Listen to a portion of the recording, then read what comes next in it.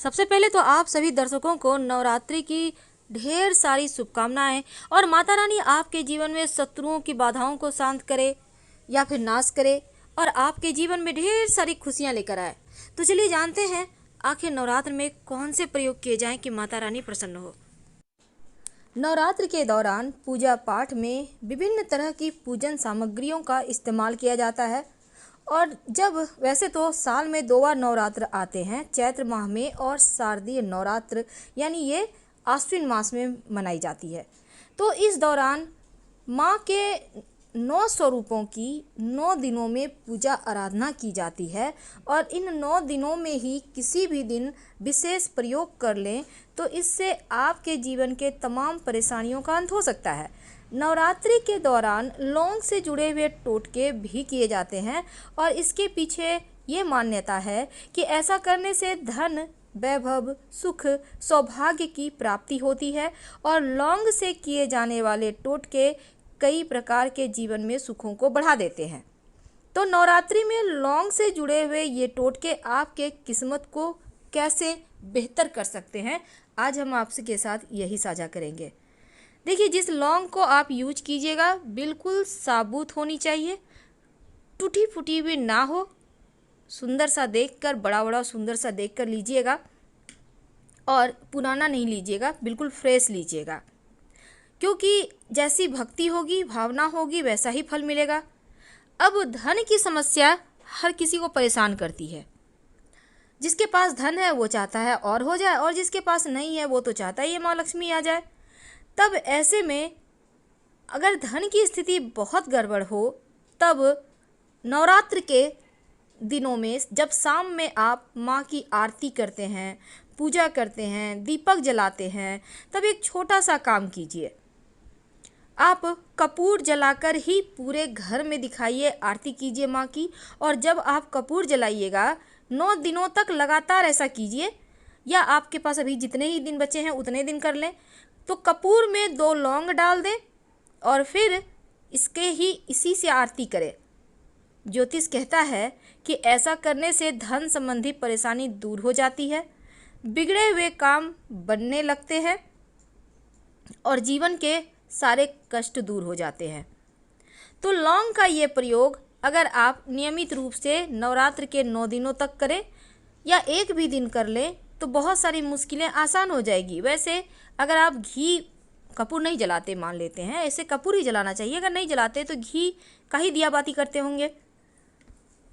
तो जब दीपक जलाएं तो घी में लाल धागे की बाती डालिएगा और उसमें 2 लौंग डालकर ही आपको दिया बाती करना है। वैसे ये प्रयोग सुबह भी कर सकते हैं, शाम में भी कर सकते हैं। कई बार क्या होता है, आपके बहुत सारे ऐसे कार्य हैं जो बिगड़ गए हैं, बन ही नहीं रहे हैं।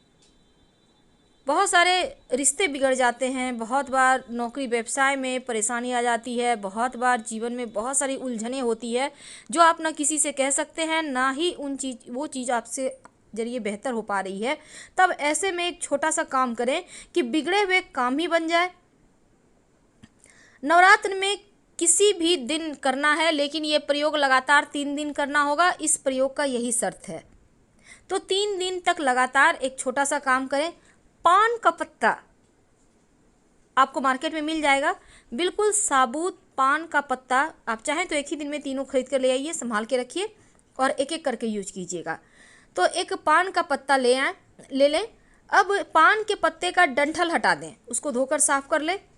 अब पत्ते पर चिकने जो भाग हैं, चिकना साइड, उसके ऊपर 2 लौंग रखिए। दोनों हाथों से उठाकर माँ दुर्गा के चरणों में रख दें। यह प्रयोग आप अपने घर में ही कीजिए, मंदिर जाने की आवश्यकता नहीं है। जितने भी हम प्रयोग बताते हैं आप अपने घर में कर सकते हैं, कोई दिक्कत नहीं है। अब ये जो आपने पान के पत्ते पर लौंग माता रानी के चरणों में रखी, माँ से प्रार्थना कीजिए कि आपके जीवन के बिगड़े हुए काम बन जाए। तो क्या होगा, बाद में इसको आप प्रसाद के रूप में पान का पत्ता, लौंग आप खा लीजिए, कोई दिक्कत नहीं है। माँ की कृपा से आपके तमाम बिगड़े कार्य बन जाएंगे।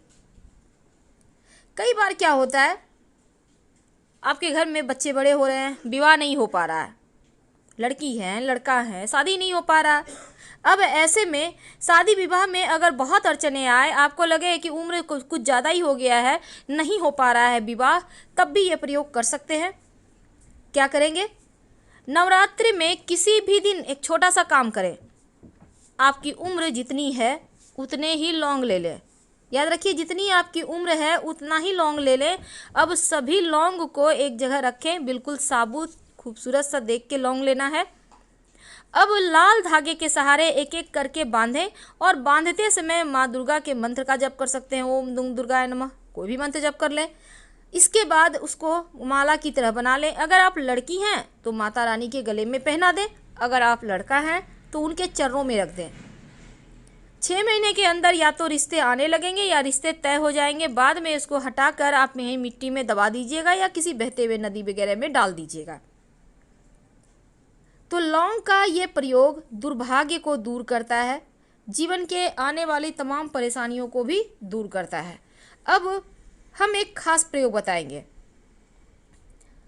नवरात्र में 9 दिनों तक लगातार आप 2 लौंग माता रानी को अर्पित करें और क्रमशः, जैसे कि आपने आज अर्पित किया तो कल उठाकर प्रसाद के रूप में खा लें, परसों कल किया तो परसों उठा लें। ये जो लौंग है ना, अगर आप लगातार प्रयोग करते हैं, माँ दुर्गा को अर्पित करने के बाद प्रसाद के रूप में खाते हैं, तो शत्रु विरोधी चाहकर भी कुछ कभी नहीं आपका बिगाड़ पाएंगे। और इस समय में एक छोटा सा प्रयोग किया जाता है। आप किसी भी दिन 2 लौंग लाल कपड़े पर रखकर माँ दुर्गा को अर्पित कर दीजिएगा और फिर इस लौंग को अगले दिन उस कपड़े के साथ ही उठाइए और उसमें बांधकर धन के स्थान पर रख दें। किसी की बुरी दृष्टि हाय नहीं लगेगी आपके धन को और आप खूब पैसा कमाएंगे। नवरात्र के दिनों में वैसे तो लौंग के और भी बहुत सारे प्रयोग किए जाते हैं, लेकिन आज हम एक छोटा सा प्रयोग और आपके साथ शेयर करेंगे। देखिए, कई बार होता क्या है, जीवन में कष्ट बढ़ जाते हैं। कई बार राहु केतु की समस्या भी परेशान करती है। अब आप चाहते हैं कि राहु केतु शांत हो जाए, तो इस नवरात्र के दिनों में, चूँकि आपको तो पता होगा माँ दुर्गा के मंदिर में शिव जी, ब्रह्मा, विष्णु, महेश यानी कि तीनों ही रहते हैं, तो यकीन मानिए अगर आप एक छोटा सा प्रयोग कर लेते हैं तो राहु केतु की समस्या से मुक्ति पा जाएंगे। क्या करेंगे? देखिए, किसी भी दिन आप 2 लौंग लेकर शिव जी के पास जाइए, शिव जी के मंदिर में, याद रखिए घर में नहीं करना है, मंदिर में शिवलिंग के ऊपर 2 लौंग अर्पित कर दें। यकीन मानिए राहु केतु शांत हो जाएगा। जीवन में जो आकस्मिक बाधाएं हैं, समस्याएं हैं, उनसे आपको छुटकारा मिल जाएगा। अब हम आपको एक खास प्रयोग बताएंगे जो आपके जीवन के शत्रुओं से आपकी रक्षा करेगा। शत्रु चाहकर भी आपका बाल नहीं बांका कर पाएंगे, क्योंकि जब हम माँ दुर्गा के शरण में आ जाते हैं ना, तो शत्रु विरोधी वैसे भी खुद ब खुद ही समाप्त हो जाते हैं। लेकिन अगर विशेष प्रयोग कर लें तो माता रानी का आशीर्वाद भी मिल जाता है। कई बार जीवन में शत्रु विरोधी बहुत परेशान करते हैं, तब माँ के सप्तम पूजा, जब 7वां नवरात्रा होता है ना, माँ कालरात्रि की जब हम पूजा करते हैं, उस दिन ये प्रयोग कीजिएगा तो आपको ज़्यादा अच्छे फल मिलेंगे, क्योंकि माँ कालरात्रि दुश्मनों का संहार करती हैं। अब वैसे तो आप नवरात्र में किसी भी दिन कर सकते हैं, लेकिन ध्यान में रखिएगा। तो चलिए जानते हैं क्या करेंगे। सबसे पहले तो आप शत्रु विरोधी को शांत करने के लिए माँ के सामने एक दिया जलाएं। घी का दिया होगा, लाल धागे की बाती होगी और 2 लौंग डाल दीजिएगा। माता रानी को गुड़ का भोग लगा लें। अब शत्रु विरोधी से मुक्ति पाने के लिए विशेष प्रयोग करें। माता रानी के पास स्नान वगैरह करके लाल रंग का कोई भी वस्त्र धारण कर लें, नहीं कुछ तो एक आप तौलिया ही रख लें, रुमाल रख लें, दुपट्टा रख लें, जो भी आपके पास है। अब इसके बाद माता रानी के सामने बैठ जाइए और एक मंत्र है, ओम ऐं ह्रीं क्लीं चामुंडाय विच्चे, ओम ऐं ह्रीं क्लीं चामुंडाय विच्चे। इस मंत्र को एक बार बोलिए, 1 लौंग माँ को अर्पित कीजिए, फिर बोलिए, फिर 1 लौंग अर्पित कीजिए। इस तरह से 108 लौंग माता रानी को अर्पित करना है। यानी पहले से आप 108 लौंग गिन के रख लीजिए और मंत्र बोलते जाइए, चढ़ाते जाइए। जब सारा लौंग आप चढ़ा दें माता रानी को, फिर माँ से प्रार्थना करें। इसके बाद लौंग माता रानी को अर्पित कर दें। इसके बाद सबको इकट्ठा करके उसको जला दें। कैसे जलाना है? जैसे भी जलाइए, जला दीजिए। शत्रु विरोधी शांत।